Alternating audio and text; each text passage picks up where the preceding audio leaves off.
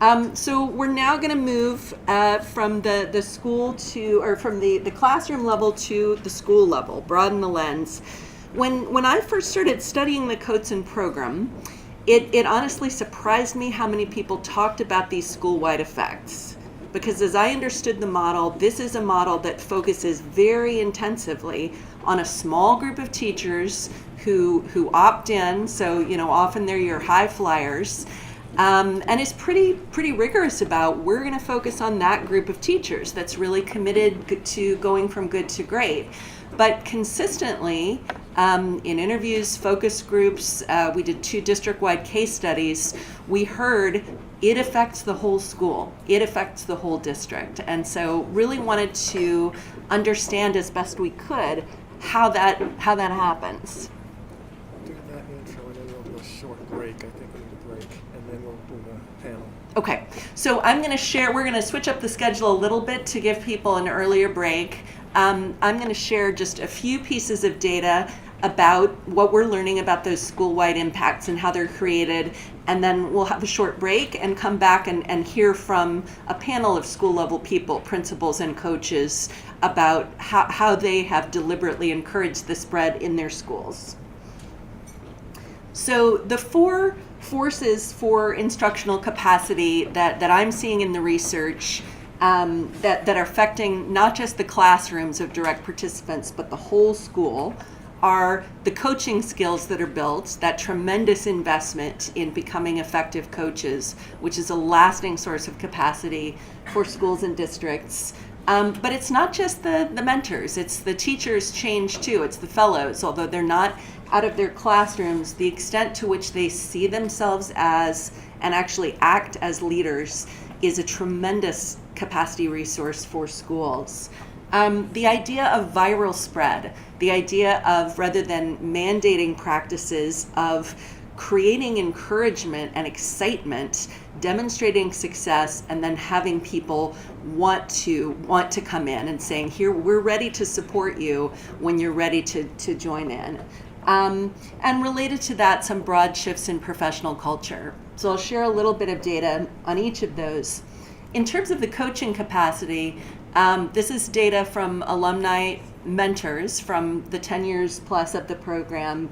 And again, this is just the percent. This is that very top point on the scale that I don't even usually use. This is the percent that said the impact on my ability to do these things was transformational. When you add on the major, you have 90% for most of these, almost all of these, of mentors saying the impact was transformational.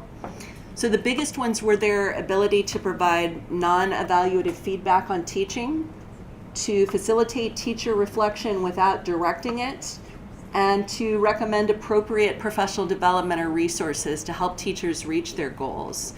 A number of you mentioned the importance of trust, and I think these first 2 really go to that, learning how to coach in a way that is non-evaluative and that is eliciting reflection rather than directing it, is an ongoing force of capacity that schools continue to tap for years and years after being involved with the Coates program.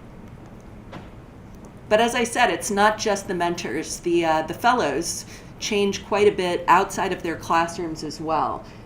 This is a question that said, after having been a Coates fellow, did it change how likely you are to do each of those things? So it could say, I was much more likely, a little bit more likely, no change, less likely, much less likely. And you can see here, the biggest changes are in the classroom. So 83% saying they were much more likely to try something new in instruction, and specifically inquiry-based types of instruction. But right underneath that, very large majorities also saying, having gone through this program, they're more likely to do things that affect their peers and affect the whole school.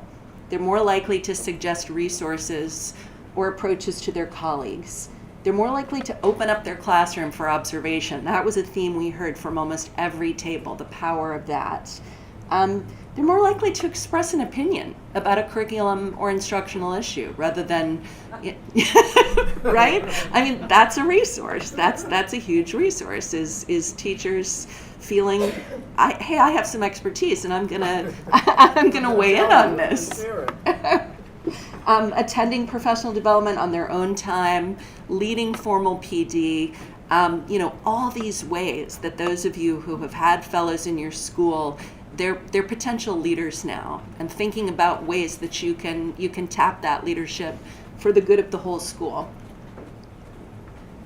In terms of professional culture, this is that scale again of, in the darker orange, it's a transformational impact, adding on major.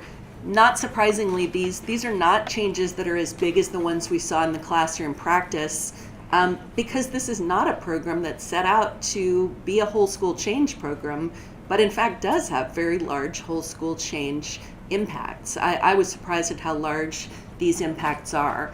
And this is data from mentors. We asked this question of mentors because we felt, having been out of the classroom for 2 years, they would be in the best position to have that lens on how is the culture of the whole school changing as a result of this.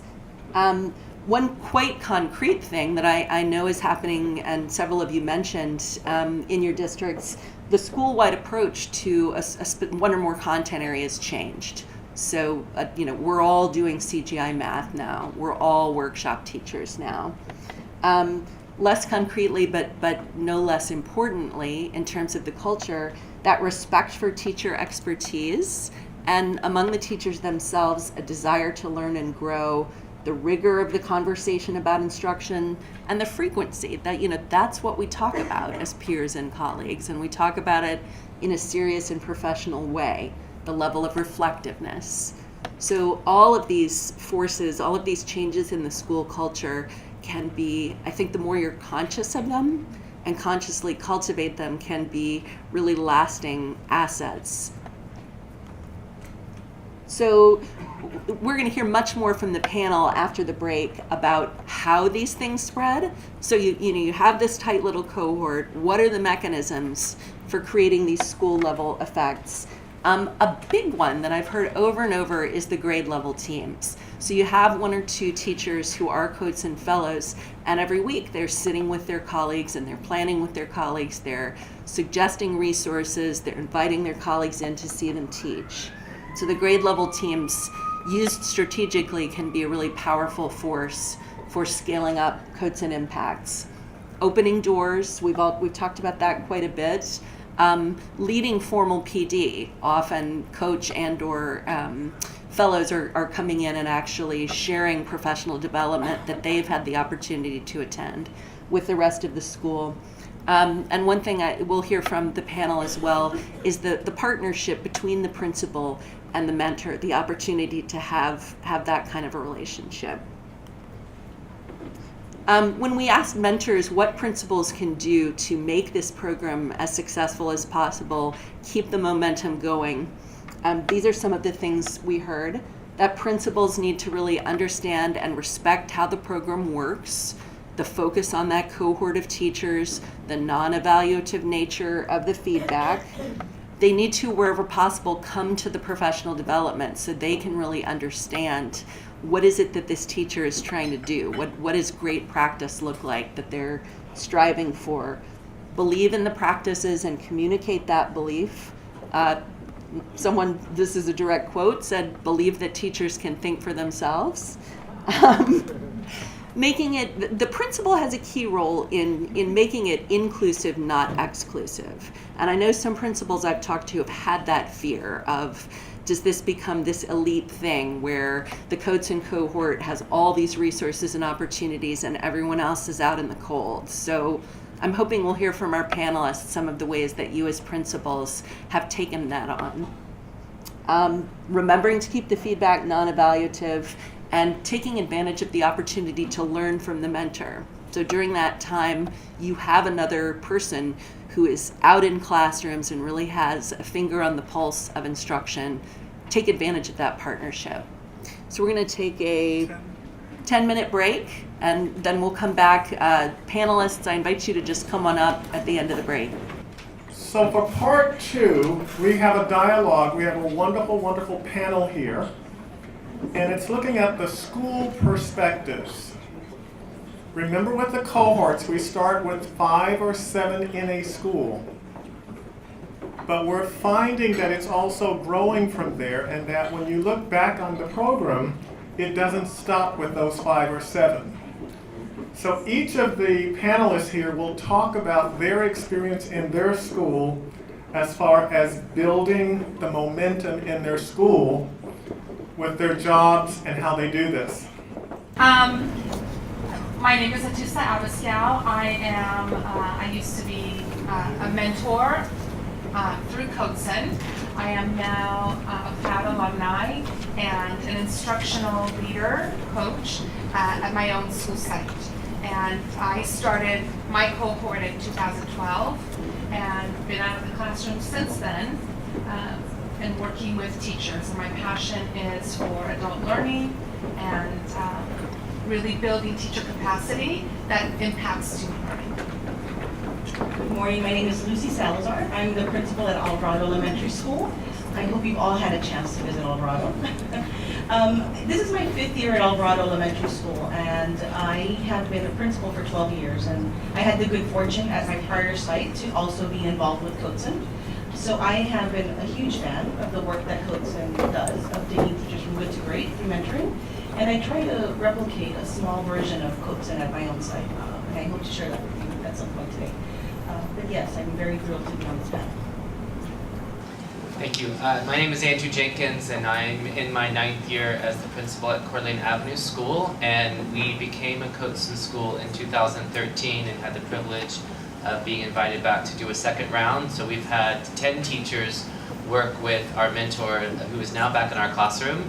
And we're in our first year without having the Coatson Fellowship, but we're still very involved in the work that Coatson has helped us embrace, and excited to share that with you today.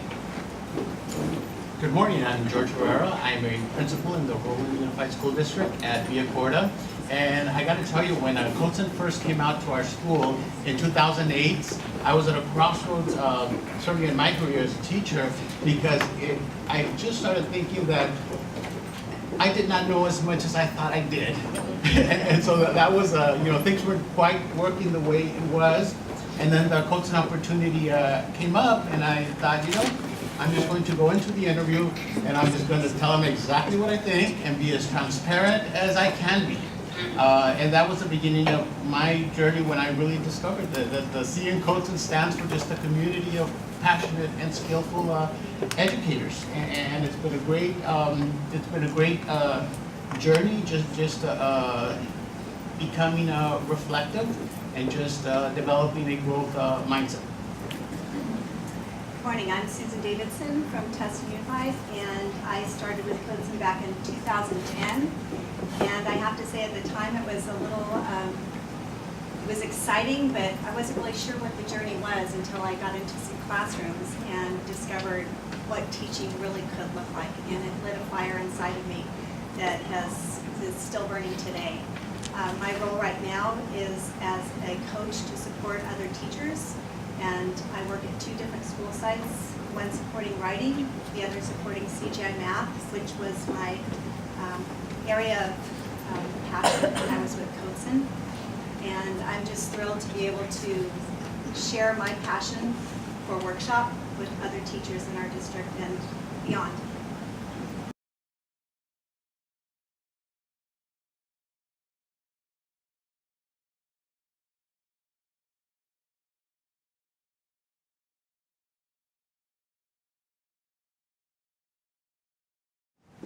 So I actually shared this today with our table, and I've been speaking about this for a while now. I think the most important factor that helped us become a school-wide CGI and balanced literacy school was keeping the focus on where it matters, and that's the students.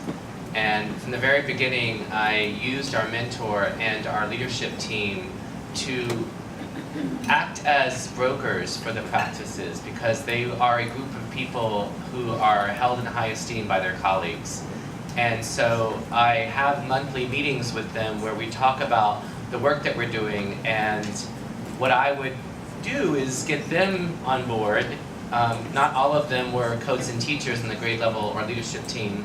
And then I would ask them to discuss it with their teams at their grade level meetings. I think also being really present in the work in classrooms daily and thinking about what to learn next, and also learning myself was really critical. So I feel like every year I'm always thinking about what I can learn and how I can share that learning with our teachers.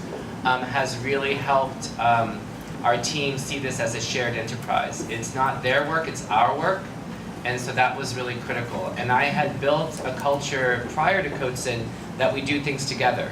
So that was already established, so it made it very easy for me to say, we can do this together now. We can embrace a teaching and learning in a way that is much more aligned to the Common Core than the programs that were being given to us by the district.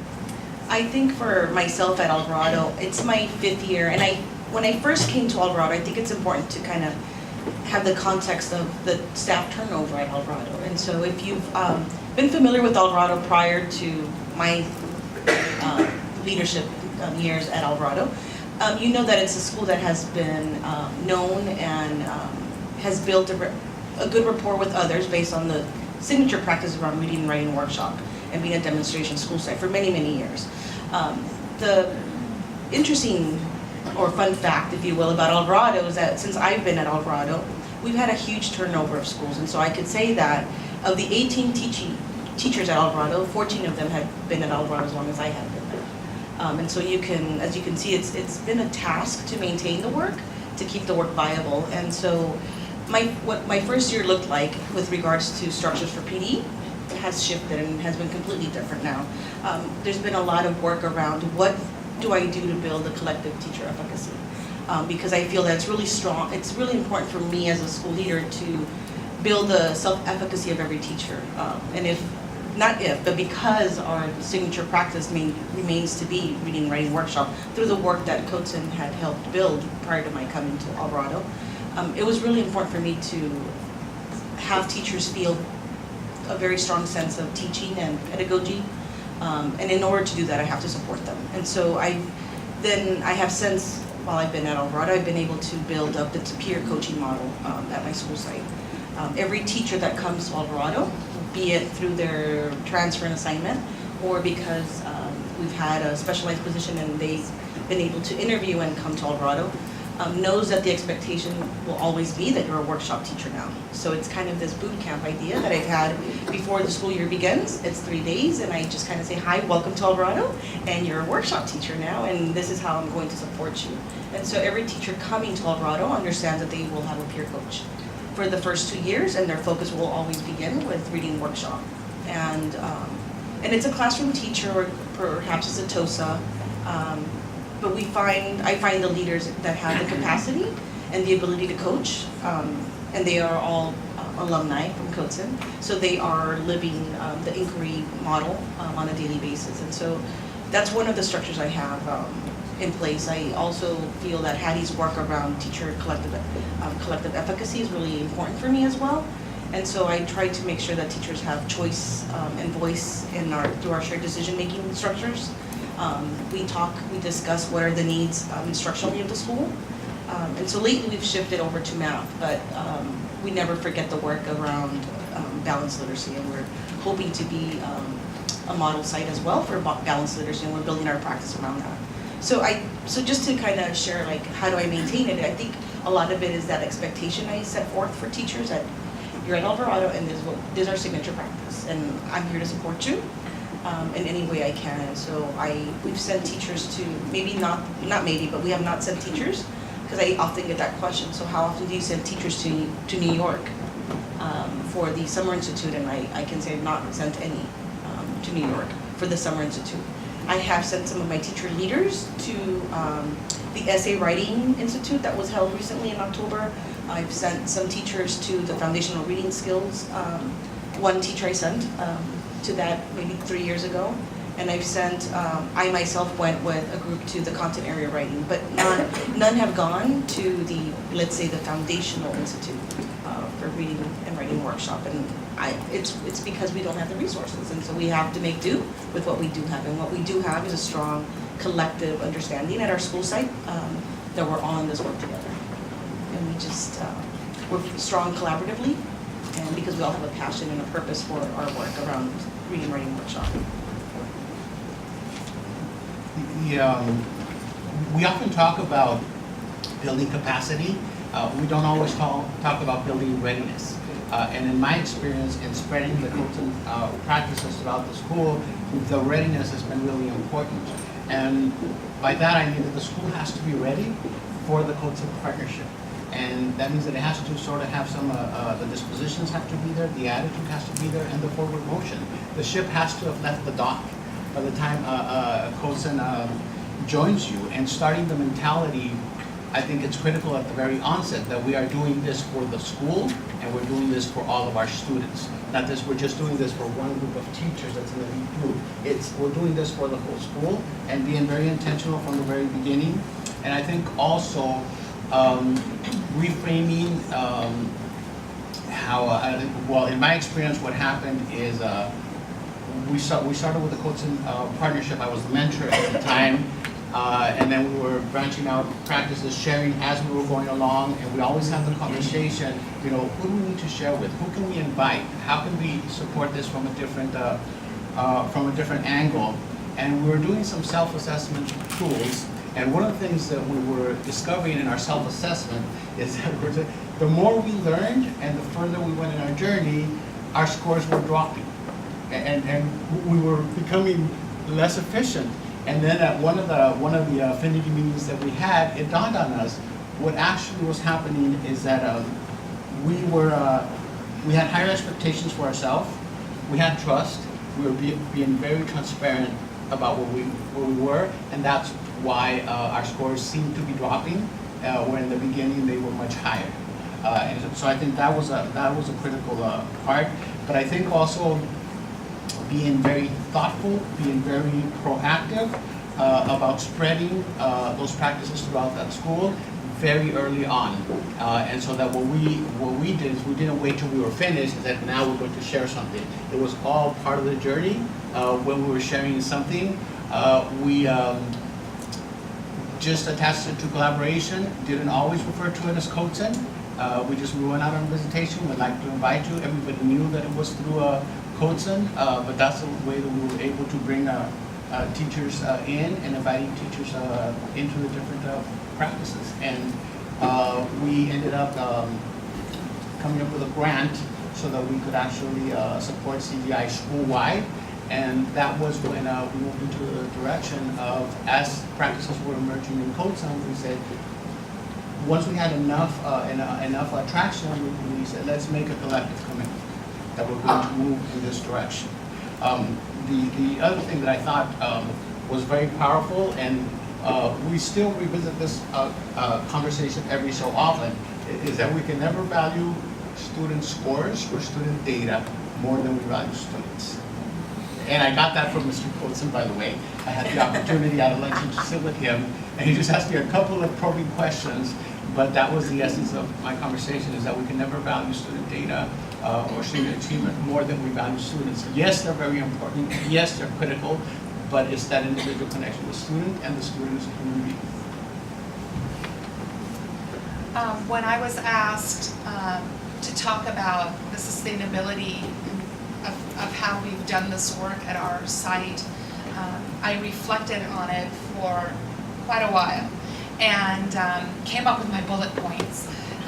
But I want to echo what Dr. Herrera was saying about not waiting until the end to build on that excitement, but right at the get-go. And that was my first bullet point. One of the things that we built on was this excitement that began to just bubble up within our fellows.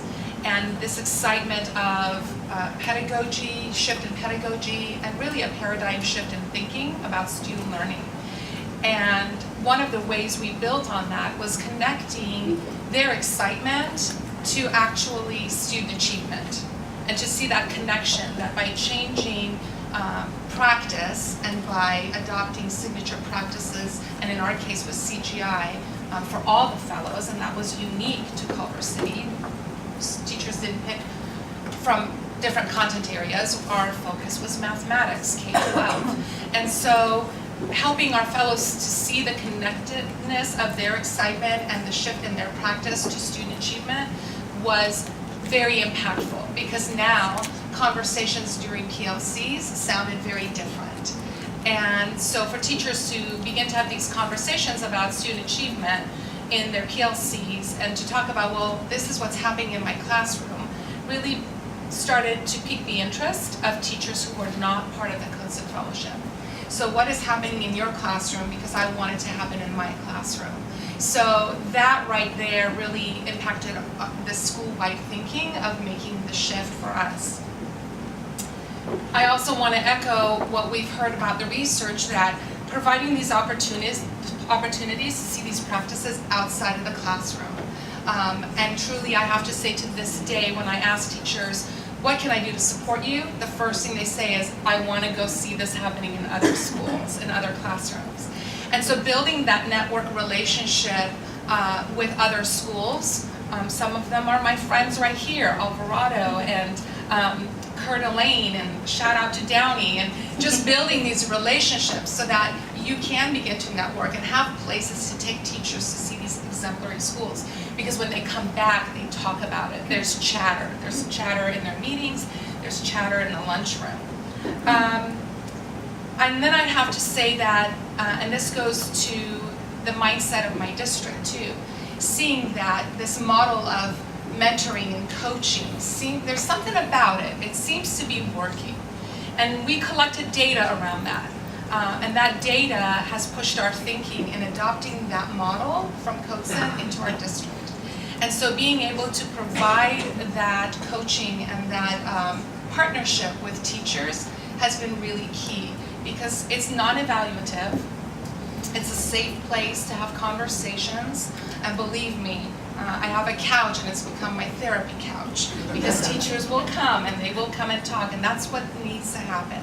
So building that safety for them, knowing that, I can try this and fail, and my principal doesn't have to know about it. And so there's safety in that, and sometimes making that paradigm shift is really, really hard, and it's a process. But by providing that safe space for teachers, that has been key for our school as well. And then finally, Jerry always says, once you're a CODESEN, always a CODESEN. And so we take advantage of that. We take really good advantage of that. And so we already heard one school talk about lab days. Lab days are really powerful. So if I can encourage you to tap into the grants that CODESEN offers, I really recommend that. And building capacity through lab days, where you as a cohort of teachers or an entire school are working and planning on lesson studies, going into classrooms, watching that practice with a colleague, someone who hasn't done it for 20 years. Someone who's still reflecting on their own practice is powerful. And then having these deep conversations collectively of, what are the benefits of this pedagogy, and where do we want to go school-wide? So for the question of sustainability, I'd have to say that at the site I was working at the time that I became a CODESEN Fellow, the sustainability started with my mentor, because she, through nobody telling her to do this, just opened her doors to anybody that was at the school site. If they had any questions, she would answer them. She would provide them materials to read. She would take them into classrooms of the people who were the CODESEN Fellows at the time. And quite a bit of our work at the school site was around CGI math. And it was fortunate that she did that, because in our second round, we had an enormous number of teachers applied, and quite a few were picked up. And we now have a very strong, I think, presence of CGI in our school. And the teachers that were part of that in the beginning are now the teachers that are carrying the rest of the teachers in our site and helping them to grow their practice. We're doing it through modified lab days where we do the plan together, and then the teachers or the fellows are mentoring, they're teaching, and then they're observing the other teachers. So everybody is learning from each other. We modify the lessons as we go through the day. So what worked in the first hour is something we need to tweak in the second hour and the third hour and so on. And so I'd say that was a little bit of the model of Coaching as well, that you're opening your doors and moving into other classrooms. Another thing I'd have to say, though, is this idea of providing staff development with the consultants outside, because one thing I've been fortunate with in Tustin Unified is that the administration has really seen the value in that, and not only do they provide consulting for teachers, but they provide consulting for coaches, because as a coach we need to be up on the cutting edge as well, so that we have validity when we're working with our teachers. And then just a kind of a final note, I would say that whenever possible with teachers, just know that they're very fragile, and they're really trying very hard, even though it may not look like it at the time. In being a coach, it's nice that I get to sit down one-on-one with them, and there are times when they can be vulnerable with me, and they know that it's not something that I'm going to go and run to the principal with. It's something that they're working through, and it allows me to help them with their journey. And so I just think, like you were saying, that allowing them to know that it's a safe place, that they can work, and that they can grow in their practice. And once they get through that, I think that they come out so much stronger on the other side.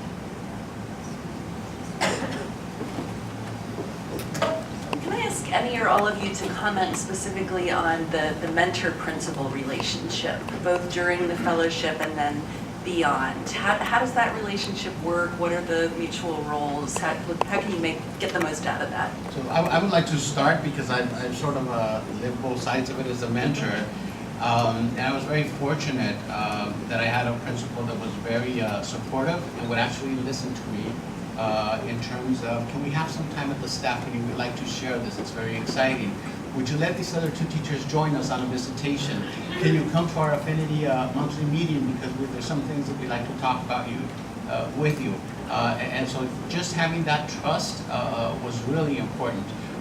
Currently I'm using the same model at my school, and just recently two of my instructional coaches came to me and asked me, we're working through some things at a grade level, and I said I will be there, so we need to talk through this. And they came to me and they said, we think it's better if you're not there.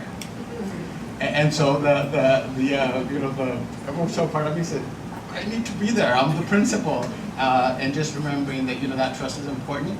Trust that your people know what they're doing, and just believe in the power of positive intentions, and just be able to step aside. The other piece that I didn't mention earlier that's been very important in that relationship, and I think fosters the trust, is getting to a point having that piece of accountability.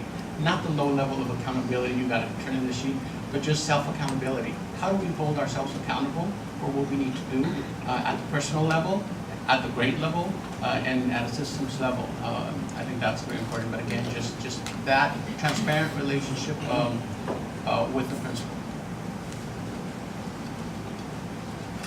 Well, I'll add on that I absolutely agree with George. I think that relationship was really critical to our success. And when I found out that one of the expectations was that we meet monthly, I thought that as a bonus, because it gave me an opportunity to find out what the fellows were learning and how we could leverage that learning with the rest of our team. So I was telling Barbara today that Liz and I have become so close as a result of this work, and I think I spoke about that at the May Coatson Luncheon, that she has become my muse. A lot of what I do is because of advice that she's given me, and I go to her weekly and I speak to her almost daily now on the phone. I call her because she gets to work really early because she lives far away, and I ask her about what she thinks about ideas that I have for professional learning and how best to broker it with the teachers and what should we discuss at our meetings. So that relationship was really critical to our teachers feeling like this was something that everyone could do. And she, like Susan said, opened her doors to all of the teachers. And she is a very highly respected teacher at her school and someone who others a resource. So even now that she's back in the classroom, she's still sharing resources with other teachers. So it's become a really nice relationship that she and I have, but that she also has with the school. I'll just jump on that a little bit, Andrew. I think speaking about the trust that you have between yourself and that coach is really critical. When you do this work, you have to draw outside of the lines sometimes and think outside of the box. And so as a coach, as a mentor, when I know that I can go to my principal and say, I've come up with this idea, it's not traditional, and to hear her not negate that, but to run with it and help me, make it more coherent. But to say, yeah, let's do this, I think it sparks that excitement in myself, which then sparks the excitement in the work that I do with the teachers. And so there is this relationship that, although sometimes it may seem quiet to outsiders, it is very deep. Sometimes behind closed doors of those deep conversations that you have with your principal, and to know that I can go and have these conversations and trust that my principal's got my back so that I can have the backs of the teachers. I wanted to add on, I'm sorry. I don't have a mentor. While at Alvarado, we haven't had the coach and cohort. But I can speak about the relationship with the coaches, the peer coaches, which in many ways it's very similar to the mentor role. And so one of the things that was important for me was looking, as I mentioned earlier, the needs of the staff. I had several new teachers, and holding them to an expectation that they had no training on was very difficult. And so quickly I adjusted and knew that I need to provide some supports, and how can I change what we do currently and thinking outside of the box.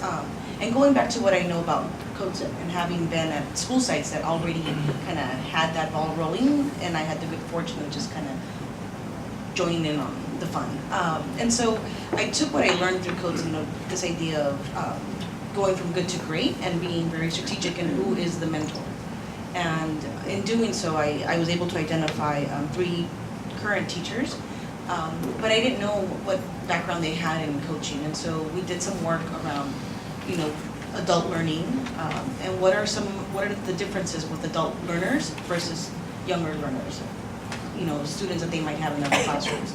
And we spent a summer just kind of talking about that and what would be some of their needs and what would be some of the framework and expectations for them as coaches, as peer coaching.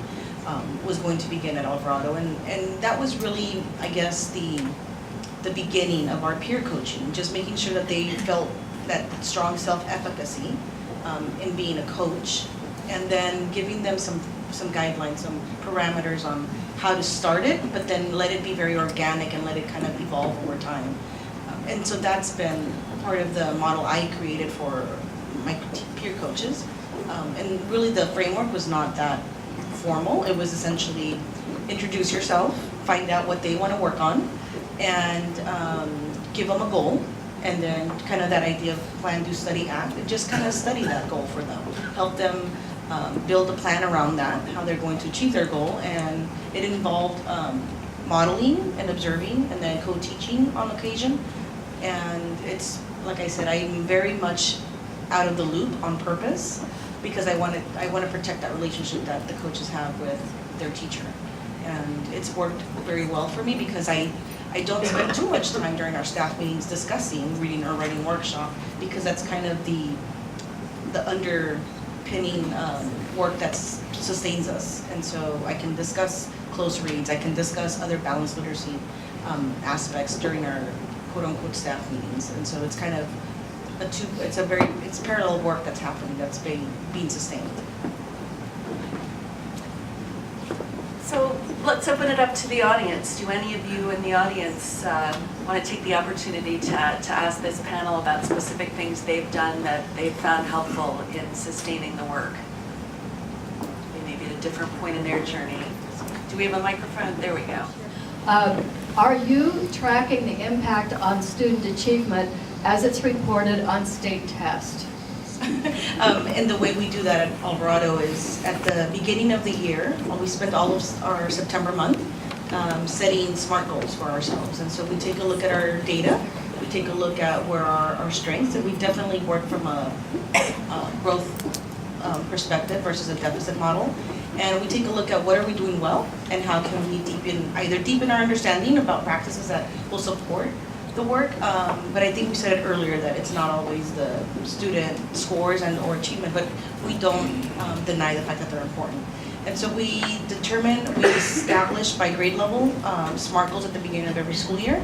Our district supports that work, and so I just kind of spend the whole September, that's all we do, talking about school-wide goals in our content areas as well as our social emotional components of our work.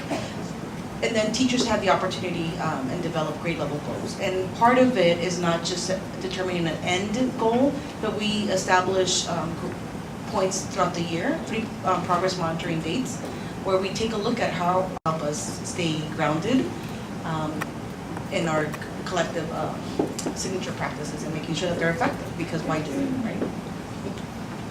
There was a really nice blog on Heinemann last night that I read that talked about if we're engaging our students in ways that are student-centered and have meaning to their lives, we're going to have two byproducts. We're going to have students who are successful in any measure, and we're going to have students who want to learn more about the world around them. And those data are the ones that I'm most concerned about. I'm really concerned about the data that show that kids are interested in the world around them, that they feel confident as problem solvers, that they want to pick up a book and read, and that they know that they can write on any topic. And so I think that while we're really concerned about student data, we're also concerned about interest in learning. And I think what we've discovered through the practices that we've embraced through the work that we've done with CODESYN is that our students now, for the first time, are cheering at the beginning of math class and moaning when writing is over. And I will tell you that prior to CODESYN, I did not, as someone who observes practice, hear and see those things. And I think for me, I can say there are important data pieces that go along with the mentorship to just gauge the fellows' growth along the lines of the professional growth target. But ultimately, we just want students to be critical thinkers. That they're getting nurturing learning experiences that are rigorous and that manifest themselves in any way.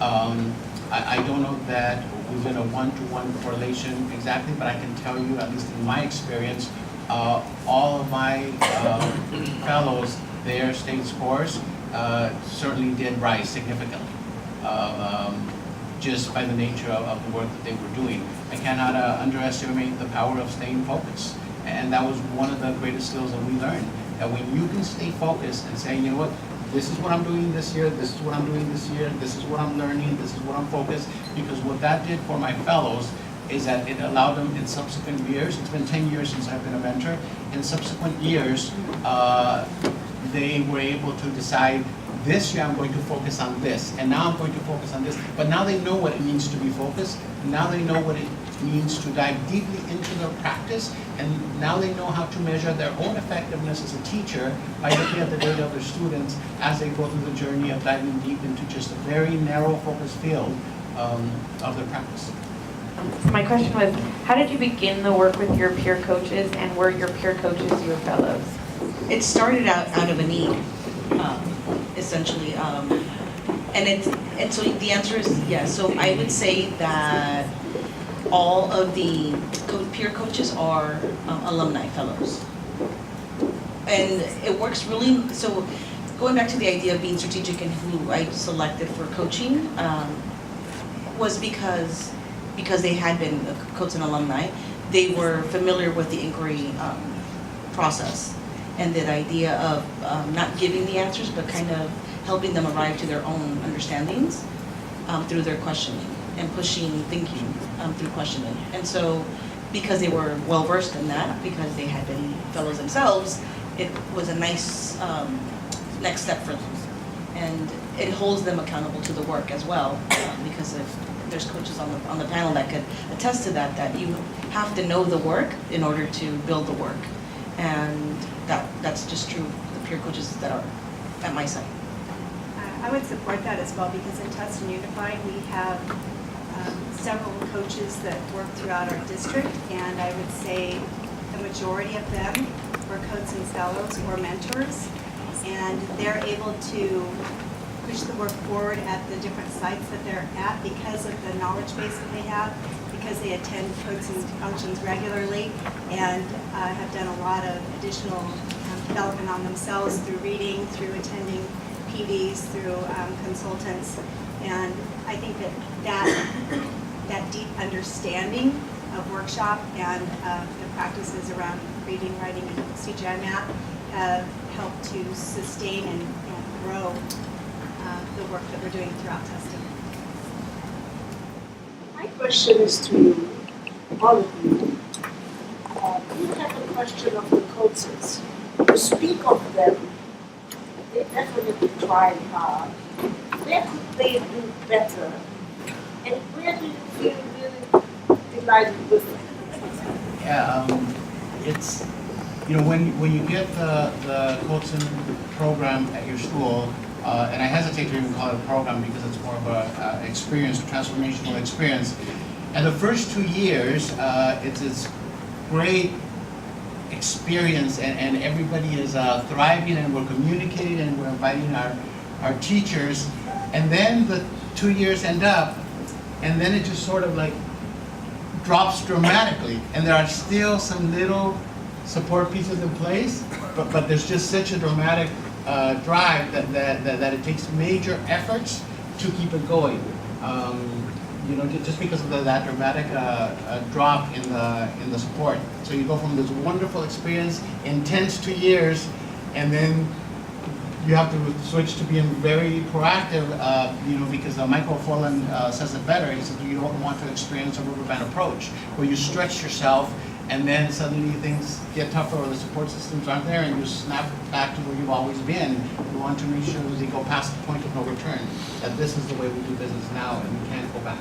I mean, the money that we use to sustain the work currently is mostly through releasing teachers to have those lab days and to study together. And in our district, that's a cost of about $400 a teacher for the day. So I think if you want to leverage the alumni as people who could support the non-Codesyn teachers, having that time for them to work with those teachers would be really critical. So that means that we as principals have to relieve them to have that time. So that would be something that I think could be a third year kind of enterprise of sorts. Off the top of my head is the first thing I can think of, because they're already doing that in their own way, and we're providing opportunities for them to have those one-on-ones or those one-on-threes with their grade level or colleagues. So that would be something that maybe Codesyn could support. Their thinking skills, their communication skills, and the fact that they understood math conceptually. And so Culver City then started over that summer with a training program and then followed up during the course of the year with follow-up days. So I think there are a number of things, and I'm excited about the way we're going to build that alumni to make it even stronger than it is. And it's very strong now, but I think it'll be in a totally different place this time next year. Okay? Can I just add one more thing on Jerry? Yes. Because at the close of my tenure as a Codesyn fellow, I had spent 2 years on CGI, and what I really wanted was to be able to go and expand in other areas in the reading and writing, because the teacher right across the hall from me was doing reading workshop, and it would bring tears to my eyes just seeing how engaged those kids were, and my kids weren't. And so I think maybe in thinking of a third year, another idea could be to allow them time to go and see workshop in other areas, in the areas that they didn't explore as a fellow, so that they could start building on the model that they've already, the workshop model that they've already started with whatever their subject area was. My question. Great comment. Thank you so much for that. And Okay, I wanted to add one, okay. and it's not a negative, it's just a consideration around the building capacity around student leaders, principals in particular, around how do you sustain the work past your second year? Because if you are at a school site, let's say you're new to your school site and you are coming to a school that had codes prior to that, building maybe some supports for an understanding around what work has been done there, so that that idea of sustaining and maintaining what has been invested in a school site or in a district is kept alive. And oftentimes as a school leader, you don't want to be the only one that doesn't know what's going on, because then it's really hard to support the work. And so maybe taking a look at, so where are there school leaders, principals that are now at an alumni school, and how can we support maybe those principals?